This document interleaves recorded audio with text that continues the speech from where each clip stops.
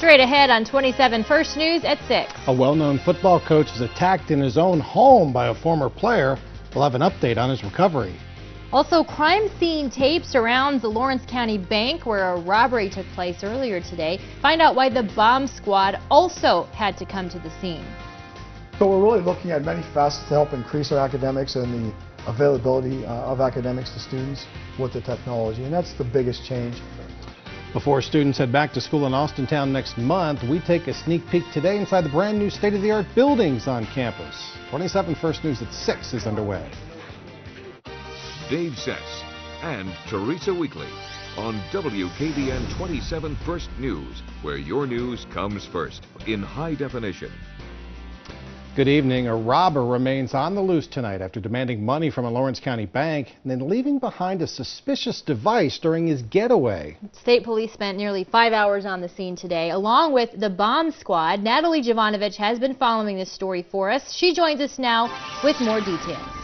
Dave and Teresa, I'm the only local reporter that has been here on the scene all day today, and what I can tell you right now is behind me, Pennsylvania State Police are inside processing the crime scene here at the First National Bank in Hickory Township. We're on the corner of 108 and 380, and this bank robbery happened several hours ago. Around 11:30 is when everything first started getting underway. Let me walk you through the turn of events here. A man came into this First National Bank carrying a package of some sorts. He demanded an undisclosed amount of cash from the tellers working here. They did give it to him, and he fled on foot. But before he fled, he left the package behind. It was a brick-like package, and it seemed to be a bomb, and he indicated to them it was a bomb. He fled on foot west on 108, and that's the last place that the few witnesses police were able to find did see him. His description I'll get to in just a moment. So this bomb's inside the bank. People evacuate, and that's when the officers here on scene contacted a bomb squad all the way from Pittsburgh. They have the skills. Our bomb squad's in Harrisburg. They have the skills that needed and the equipment needed to go in and defuse or determine if this is a dangerous package. Now, the bomb squad did send in a robot to check out what exactly that package was, and they did determine that it was not a bomb, it was not an explosive device, but it was a very good decoy. They did come out here and determine that within the past couple of hours. Now, as for that suspect's description, he is described as a white male in his 50s or 60s. He was wearing a dark-colored blazer, black or blue in color. He also had on a Cleveland Indians flat baseball cap. Now, we're also working for tonight at 11 to get you a surveillance photo from police. They say he was wearing a stocking mask when he did come into this bank. No word yet on whether or not this branch will be open behind me. We've had people ask if the ATM is open. Right now there is crime scene tape, surrounding the entirety of the building, so do stay with our website for the latest on this still developing story. And we will have more tonight at 11. For now, reporting live in Hickory Township, I'm Natalie Jovanovich, 27 First News. All right, Natalie, thanks much. Members of a suspected East Side street gang behind bars tonight, all indicted on drug and weapons charges. As Jerry Ricciuti tells us, police and prosecutors want the case to send some strong messages.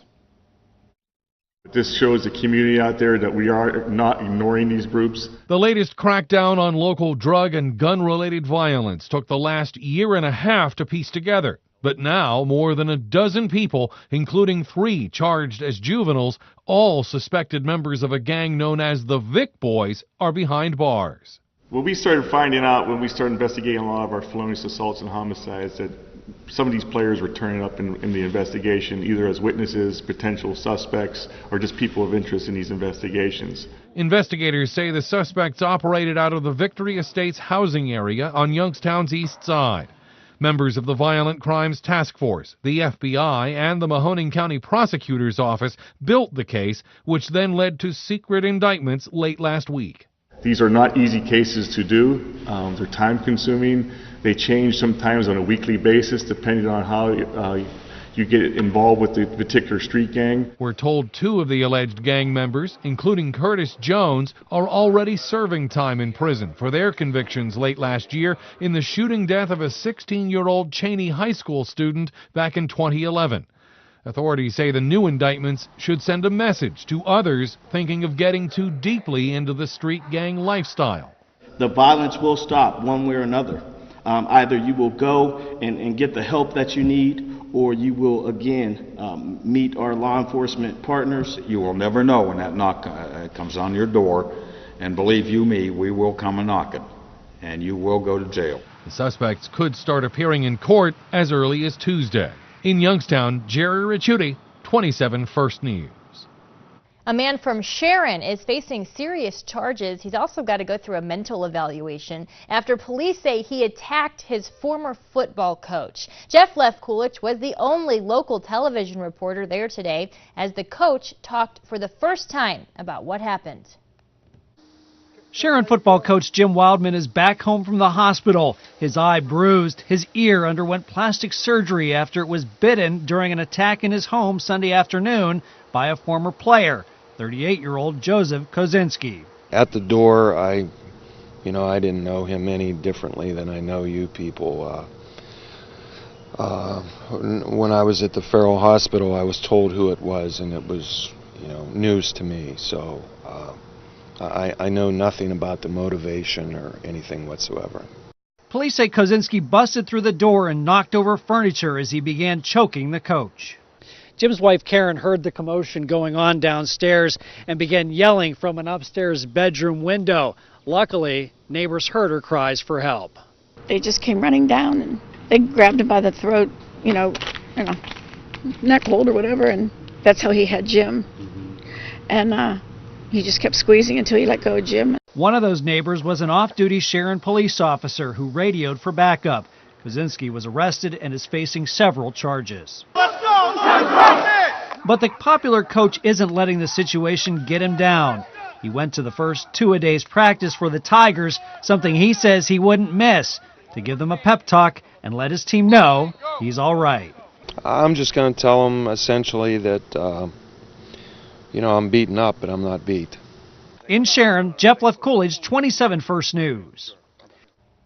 Also in Sharon, one person injured after a two-vehicle accident this morning. Police tell WKBN that a woman will be cited for running a red light on East State Street around 7 a.m. She was traveling up the hill when she hit an elderly man's car at the intersection of Forker and Spencer Avenues. Now, the man's car spun around and the woman's car bounced off a tow truck and landed in a front yard on East State Street. A passenger in the woman's car suffered a serious leg injury and was taken to Sharon Regional Hospital. Fire crews in Youngstown called into action today. The alarm coming in around 8:30 for a vacant house fire on Madison Avenue. The home is behind the JD Supermarket on Belmont Avenue. Now, smoke could be seen coming out of the second-story house, and the fire was quickly extinguished. There were no injuries. Crews are still searching for a cause. Despite losing a recent lawsuit in court over installing sewer lines, Trumbull County Commissioners are moving forward with their next big sewer project. They met today to approve advertising for construction bids for the Kinsman Phase 2 Sanitary Sewer Improvements Project. State and federal grants will cover the $11 million cost of it. This project will affect about 350 homes and businesses in the area, and commissioners hope to break ground in October. Voters in Youngstown should expect to see the Community Bill of Rights on the ballot again next election. The group supporting the measure has submitted more than 2,400 signatures to place that amendment on the ballot. Now, the initiative failed in May, but the group refuses to give up, trying again to drop oil or gas drilling within city limits. We always ask when we get signatures on the petitions, do you know about fracking? Have you heard about this petition? And do you know about local control? So we found that this time there were many more people that knew about fracking and had heard about this petition. Now, the signatures still need to be verified by the Board of Elections. Had a little bit of rain this afternoon, but that did not affect the golfers out at the Lake Club. What were they there for? Just to have fun? Just to have fun. All right. But a little rain, you know. You wouldn't I'll let a little rain stop you. I'll wait through it until the sun sets. Here's Don. Golfers just want to have fun, that's for sure. The rain was, like Teresa said, very well confined between the Trumbull-Mahoning County border and maybe 224, maybe as far south as Western Reserve Road. That was about it. Every place else pretty much stayed dry.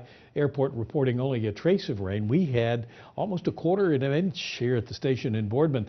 Let's check it out beginning at 7:30 this morning. Clear blue skies, looking good. Clouds start to roll in. First the high thin clouds, then the lower clouds. And you'll see some very dark clouds on your screen any second here. That's when we got the showers right around Boardman. And there it is, and there they go. And those showers now well to the east of us over there in even exiting Butler County over into northern Armstrong County in Pennsylvania. Cold front still to come through, though. More showers and storms ahead of us tonight, maybe tomorrow morning as well, but the rest of the week looking very good. I'll tell you about my 7-day forecast in a few minutes. Here's what we have still on the way. Find out how teachers had a hand in designing 2 new school buildings in Austintown. All right, we'll take a tour through those buildings and tell you more about them from the superintendent's perspective. And preseason prep football coverage continues with a trip to Columbiana County. Details on that coming up in sports. Here's a look at your Farmers National Bank Stock Report from 27 First News at 6.